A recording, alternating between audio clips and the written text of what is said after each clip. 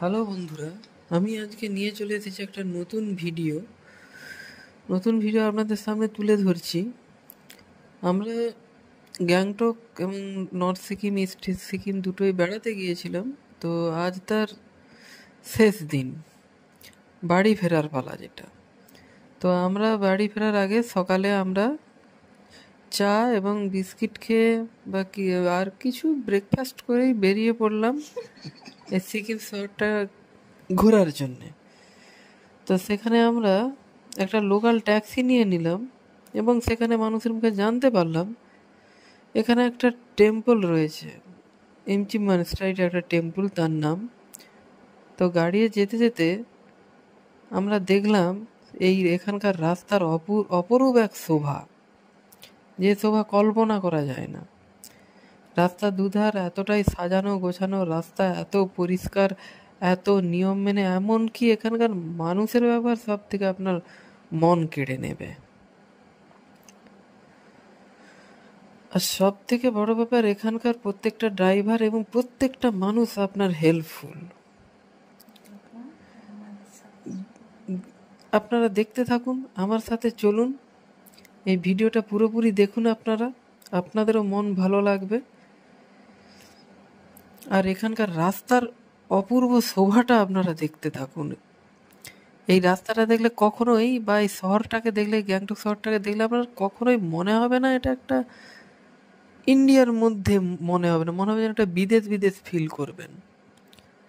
আর সব থেকে বড় ব্যাপার, এখানে কোনো গুটকার পিক নেই, না কোনো মানে চিকচিকে বা কাগজ এইসব কোনো ফেলানো নেই, কোনো পানের পিক নেই, যাকে বলে একদম ক্লিন একটা সিটি। ক্লিন সিটি মানে আমার তো মানে এটাই সব থেকে সুন্দর ক্লিন সিটির তকমা পাওয়া উচিত। আর তার সঙ্গে এরকম সাজানো, যাকে মানে একদম পাহাড়ের আমার মতে রানী বলা চলে।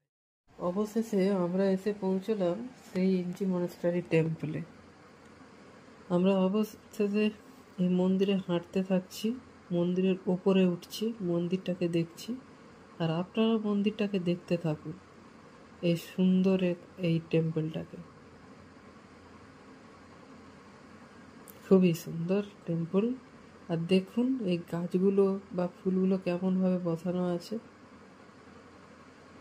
আর এগুলো আপনারা এলে ঘোরাবেন অবশ্যই।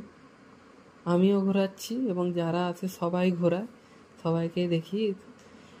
আমি শুনেছি যে এটা ঘোরালে নাকি তার ভাগ্যের চাকা খুলে, যেটা এবার জানি না এটা কতটা সত্যি, আপনারা মানেন না মানেননি।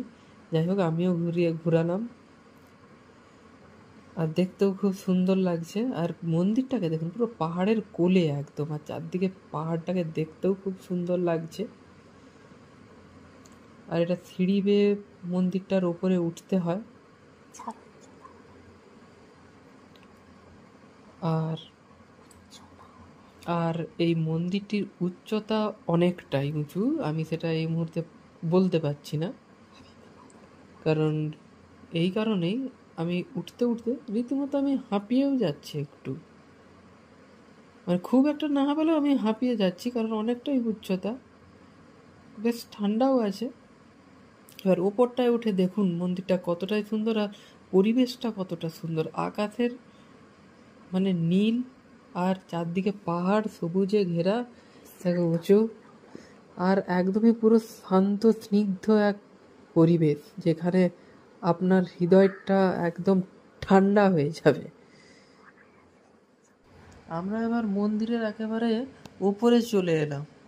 উপরে চলে এসে দেখুন মন্দিরটি কত সুন্দর, এবং আমাদের মন আরও মুগ্ধ করছে, এবং আপনারাও দেখতে পাচ্ছেন কতটাই সুন্দর এবং পাহাড়ের কোলে। আর মন্দিরের আমি কাছে নিয়ে যাচ্ছি, যতটা সম্ভব আপনাদের দেখানোর চেষ্টা করছি বা করব, কিন্তু মন্দিরের ভেতরের মূর্তিটি আপনাদের দেখাতে পারছি না, কারণ এখানে ক্যামেরাতে ফটো তোলা নিষেধ। কিন্তু ভেতরটা খুব সাজানো গোছানো, বলে বোঝানো যাবে না। আমরা সেইভাবে কিছু ছবিও আমাদের তুলে নিলাম। আর আপনারা এলে অবশ্যই মন্দিরটি ভিজিট করবেন, অবশ্যই দেখবেন এই ইঞ্চি মনেস্টারি, এই টেম্পলটা অবশ্যই আপনারা দেখবেন, একদম এটাকে ছেড়ে যাবেন না। এটা কিন্তু খুবই একটা দারুণ একটা মন্দির। আর আমার পাশে থাকবেন, একটা লাইক জানো। হয়ে গেছে।